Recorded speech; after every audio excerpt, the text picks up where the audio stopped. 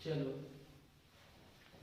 तो आज जो चैप्टर पढ़ने जा रहे हैं हम लोग, उस चैप्टर का ही नाम है दो चर वाले रैखिक समीकरण युग्म ना।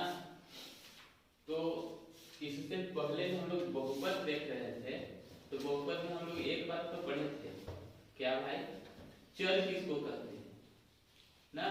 तो हमको पता था कि जितना भी ABCD का लेटर स्मॉल में यूज हुआ रहता है उसको चर कहते हैं, यही बात ना।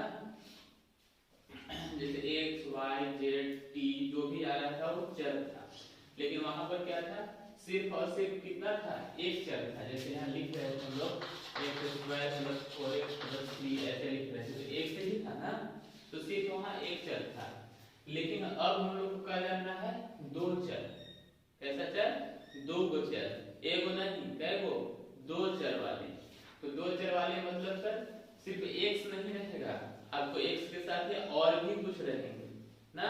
हो सकता है कि y के फॉर्म में हो, लेकिन एक बात याद रखना, जब एक चर वाला रहेगा तो तुमको एक चर के सॉल्यूशन निकालने के लिए सिर्फ एक इक्वेशन देगा, ठीक ना।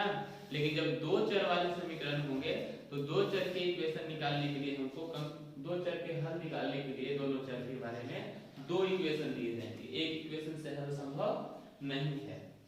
तो उस स्थिति में हमारे पास यहाँ दो चर रहेंगे तो दो इक्वेशन भी हमको मिलेंगे, ठीक है। अब दो चर वाले भी तो है, लेकिन कैसा समीकरण होना चाहिए हमारे पास, रैखिक होना चाहिए। ये कैसा पढ़ रहे थे अभी हम लोग, द्विघात पढ़ रहे थे ना। अगर इसमें तीन था तो त्रिघात पढ़ रहे थे, लेकिन हम एक चीज भी बताए थे कि रैखिक किसको कहते हैं। तो रैखिक उसको कहते हैं जिसमें सिर्फ रहता है जैसे x + 4 = 0, इस तरह से लिखा हुआ है। मतलब अगर डिग्री 1 रहता है तो उसको हम लोग क्या कहते हैं, रैखिक समीकरण कहते हैं, ठीक है। लेकिन ये तो सर एक वेरिएबल वाला था, एक चर वाला था ना। हमको क्या जानना है सर, दो चर वाला जानना है।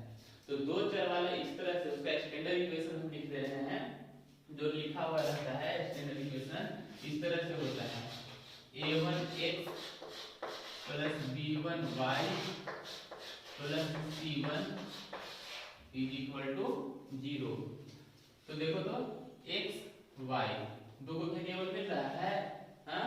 तो इस तरह से अगर दो गो वेरिएबल मिल रहा है, दो गो चर मिल रहा है, तो इसको कहेंगे दो चर। अब देखो तो डिग्री कितना है इसका, इसका भी एक, इसका भी एक। तो जब एक डिग्री करता है तो उसको क्या कहते हैं, रैखिक कहते हैं। तो चलिए दो चर भी मिल गया, रैखिक भी मिल गया, समीकरण तो है ही। यानी इस तरह से लिखा हुआ समीकरण हमको क्या कहलाता है, दो चर वाले रैखिक समीकरण कहलाता है। लेकिन दोनों चर का हल निकालना है हमको ना। तो दोनों चरों के हल निकालने के लिए एक इक्वेशन से काम नहीं चलेगा, उसके लिए क्या होना चाहिए, कम से कम दो इक्वेशन हमारे पास होना चाहिए। दो इक्वेशन रहेगा तभी दोनों चर का वैल्यू हम लोग निकाल सकते हैं।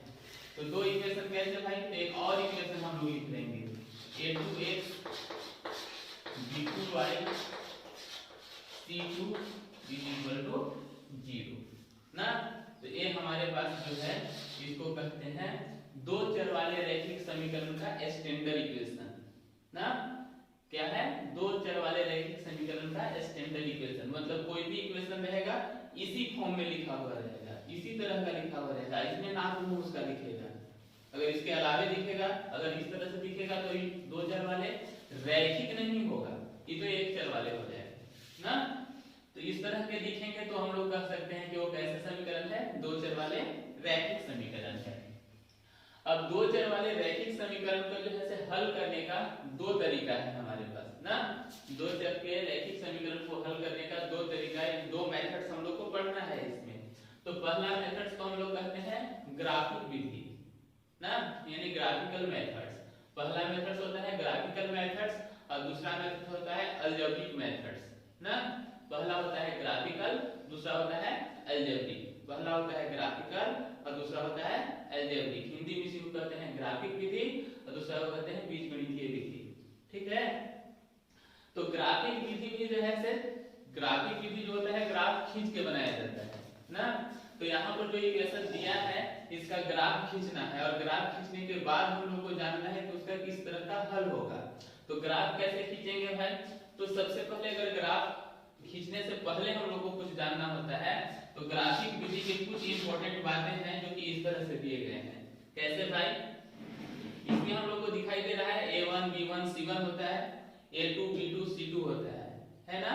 तो इसमें एक चीज और ध्यान देना रहता है, A1 कभी भी 0 नहीं होगा और B1 भी कभी भी 0 नहीं होगा। B1 भी कभी भी 0 नहीं होगा।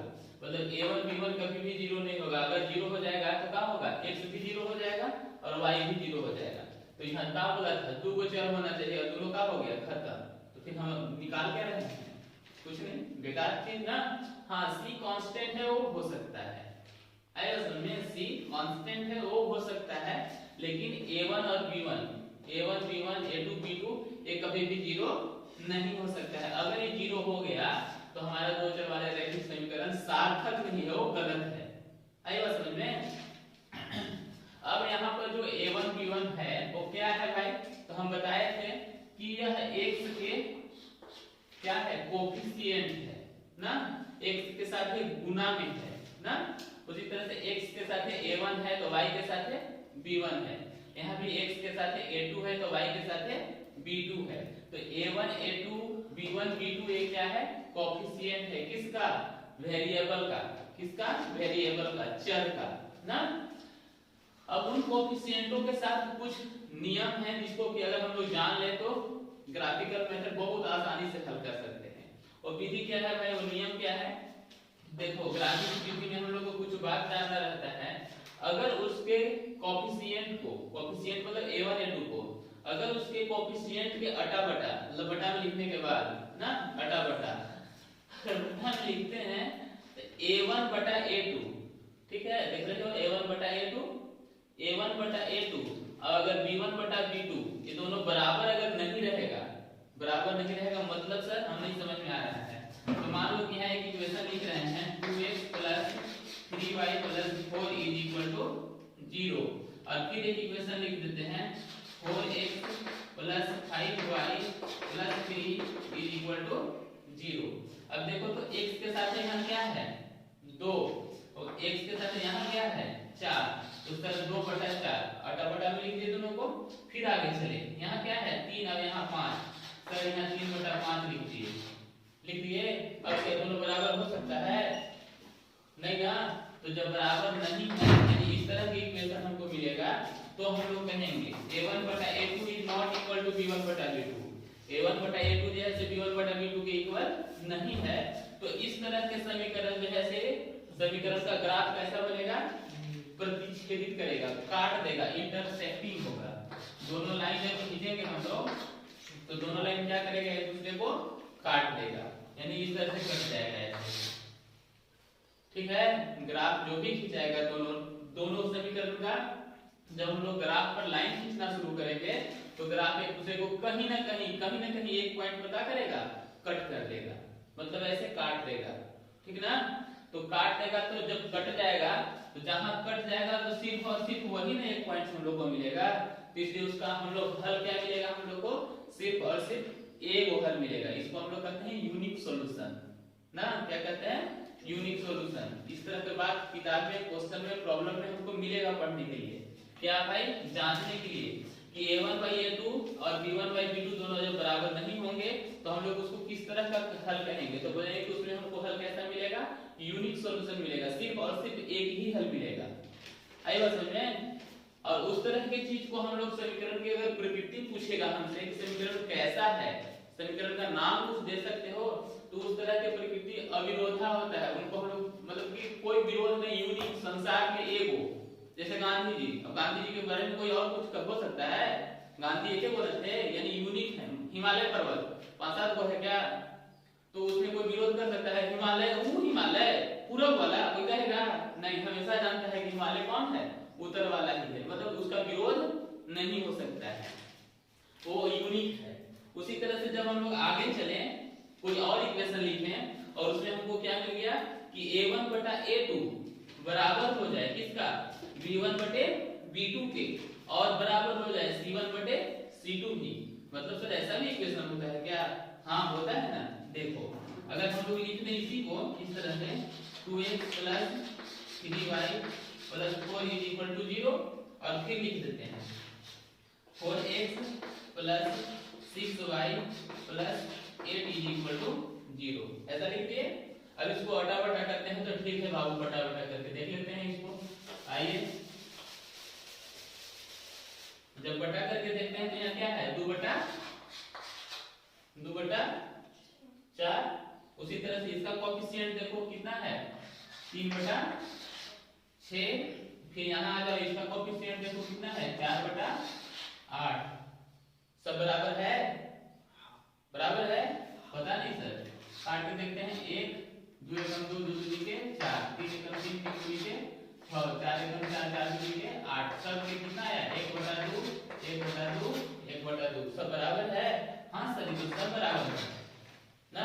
जब इस तरह की इक्वेशन हमको कभी मिलता है जिसमें क्या होता है a1 बटा a2 b1 बटा b2 और c1 बटा c2 कैसा हो जाना चाहिए, बराबर अगर हो जाता है तो उस तरह के समीकरण क्या होता है। अब जैसे ये दो को चीज नहीं रह गया, जैसे यहाँ देखो यहाँ 2 है, यहाँ 3 है, यहाँ 4 है, ठीक।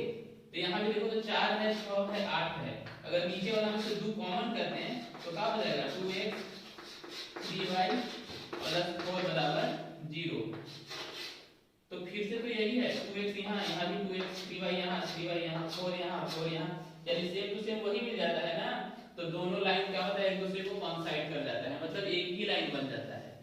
आई बात समझ में? तो जब एक लाइन बन जाएगा तो इसका एक हल नहीं बहुत सारे हल हो सकते हैं, इसीलिए यहाँ लिखा हुआ है अनेक हल हो सकते हैं। इनफाइनाइटली मेनी सॉल्यूशन हो सकते हैं इसके। हाँ, एक हल नहीं, जितना तुम्हारा इच्छा कॉपी भर दोगे लेकिन इसका वैल्यू खत्म नहीं होगा। आई बात समझ में? और इस तरह की चीज को हम लोग कहते हैं समीकरण की प्रकृति में कैसी है यह समीकरण, संगत है, कंसिस्टेंट है। कैसे है? कंसिस्टेंट। कंसिस्टेंट और इनकंसिस्टेंट इसको कहते हैं कंसिस्टेंट ना। कब? जब तब याद रखिएगा a1 by a2 is equal to b1 by b2 is equal to c1 by c2 जब होता है, जब हम लोग कहते हैं कि इनफाइनाइटली मेनी सॉल्यूशन इसका हो सकता है, उस स्थिति में हम लोग कह सकते हैं कि वो कैसा है, कंसिस्टेंट इक्वेशन है। कैसा है? कंसिस्टेंट है। और फिर एक थर्ड स्थिति हमारा आता है, उसको हम लोग कहते हैं कि तो यही बराबर नहीं था, ये तीनों बराबर हो गया। अब एक स्थिति ऐसे आएगा कि दो तो बराबर होगा लेकिन तीसरा बराबर नहीं होगा। मतलब a1 by a2 बराबर है b1 by b2 के, लेकिन c1 by c2 बराबर नहीं होता है। उस परिस्थिति में हमारी लाइन जो है, हमारी दोनों ग्राफ जो हैं तो क्या हो जाएंगे, समांतर हो जाएंगे, पैरेलल हो जाएंगे, ठीक ना। और जब समांतर हो जाएंगे तो समांतर होने के बाद क्या होता है भाई, तो न कटेगा न और कुछ होगा, उसका कभी भी हम लोग हल नहीं निकाल सकते हैं। मतलब इसका क्या है, कोई हल नहीं मिलेगा, ठीक है। तो हम लोग ग्राफ खींचने से पहले अगर इस बात को देख लें तो हम लोग उसका आंसर बता सकते हैं। आई बात समझ में?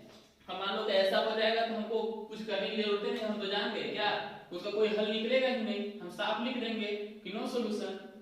आई बात समझ में? और जब नो सॉल्यूशन होता है तो इसको कहते हैं कैसा इक्वेशन है, यह इनकंसिस्टेंट है, असंगत है। आई बात समझ में? तो इतना सारा चीज हमको सिर्फ ग्राफिकल के बारे में है, तो इसको पहले नोट कर लो।